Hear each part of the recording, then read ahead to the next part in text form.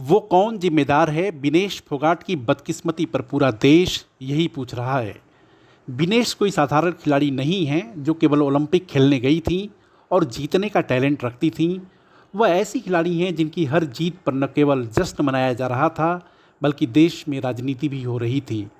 असल में विनेश फोगाट का ओलंपिक के फाइनल में पहुंचना न केवल उस सिस्टम से 1.5 साल का संघर्ष था जो एक समय उनका दुश्मन बन गया था, बल्कि उनकी खुद से भी लड़ाई थी जो वो पिछले 8 साल से लड़ रही थी। इसलिए जब वो एक दिन में कुश्ती के 3 मुकाबले जीतकर फाइनल में पहुंची थी तो उनके प्रशंसकों के सामने वह दृश्य दोबारा तैरने लगे जब वो जंतर मंतर पर भारतीय कुश्ती संघ के तत्कालीन अध्यक्ष और भाजपा नेता ब्रजभूषण शरण सिंह के खिलाफ धरने पर बैठ गई थी। वह उन महिला पहलवानों की आवाज़ बन गई थी जिन्होंने ब्रजभूषण शरण सिंह के खिलाफ यौन उत्पीड़न के आरोप लगाए थे। पूरी सिस्टम से लड़कर वह पेरिस पहुंची थीं और जिस स्टाइल में उन्होंने तीनों मैच जीते उसे देख उनके विरोधी भी दंग थे। दुनिया और सिस्टम को दिखाने का जज्बा ही था कि सेमीफाइनल मैच जीतने के बाद उन्होंने अपनी मां से वीडियो कॉल पर कहा था कि गोल्ड लेकर वापस आऊंगी।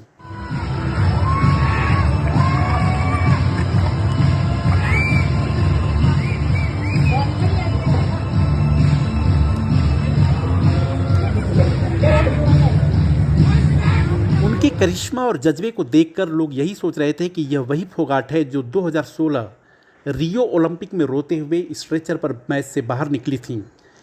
ये वही विनेश हैं जिन्होंने 2020 टोक्यो ओलंपिक में हार के बाद खोटा सिक्का कहा गया। ऐसे में जब पूरा देश बुधवार को गोल्ड के सपने देख रहा था, विनेश फोगाट का केवल 100 ग्राम अधिक वजन से ओलंपिक से बाहर किया जाना लोगों को खटक गया। आम आदमी से लेकर कई खिलाड़ी और नेता भी विनेश फोगाट को बाहर करने के फैसले को साजिश बता रहे हैं।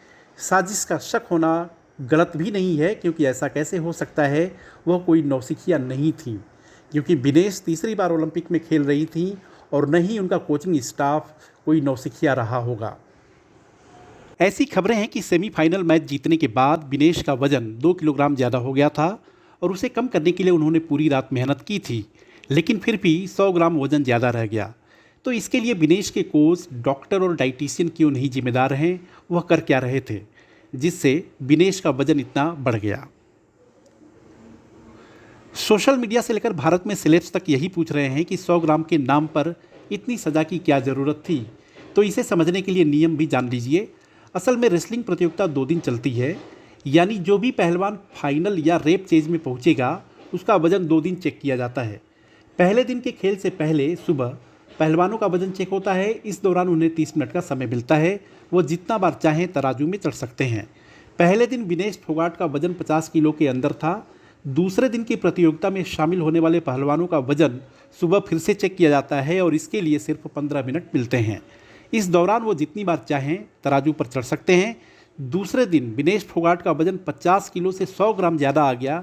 इस दौरान विनेश ने वजन कम करने के लिए अपने नाखून और बाल भी छोटे कर दिए थे। तकनीकी रूप से विनेश डिस्क्वालीफाई हो गई, लेकिन क्या उन्हें थोड़ा वक्त नहीं दिया जाना चाहिए था जबकि उनका मैच शुरू होने में पूरा दिन बचा हुआ था। इसके पहले मैरी कॉम ने पोलैंड में बॉक्सिंग टूर्नामेंट में 4 घंटे में 2 किलो वजन घटाया था। तब उन्होंने 1 घंटे तक स्कीपिंग की थी। ऐसे में भारतीय दल के आधे घंटे की मांग को क्यों रिजेक्ट किया गया? यह सब ऐसे सवाल हैं जिसके जवाब सामने आने चाहिए। लेकिन खेल और पर्सनल जीवन में विनेश ने जिस तरह संघर्ष किया है वह उनके जज्बे को बयां करता है। ओलंपिक के तीनों मैच के दौरान दिख रहा था कि विनेश के भीतर आग धधक रही थी। उसके बावजूद उनका चेहरा और शरीर बर्फ़ की तरह ठंडा और शांत था। पिछले 1.5 साल में विनेश जिस दौर से गुजरी वो दम तोड़ देने वाला था, लेकिन विनेश ठहरी पहलवान तो मुसीबतों की चट्टानों पर अपने पहाड़ जैसे हौसले के साथ रौंदती हुई बढ़ती चली गई। करियर और जीवन में चल रहे तमाम बवाल के बीच उनके भीतर ओलंपिक मेडल जीतने की चिंगारी सुलगती रही। लेकिन ये सब झंझावत झेलने के बाद भी उनको आखिरी लम्हे पर बहुत बड़ा सदमा मिला है। ऐसे में उनके मन में यही आ रहा होगा, शायद अगले जन्म मुझे पहलवान न कीजो। और एक सवाल है कि क्या मोदी सरकार आउट ऑफ द बॉक्स जाकर विनेश के लिए कुछ नहीं कर सकती? अगर हमारा वीडियो पसंद आया हो तो शेयर करें, सब्सक्राइब करें और हाँ, कमेंट भी ज़रूर करें। देखते रहिए इंडिया अड्डा।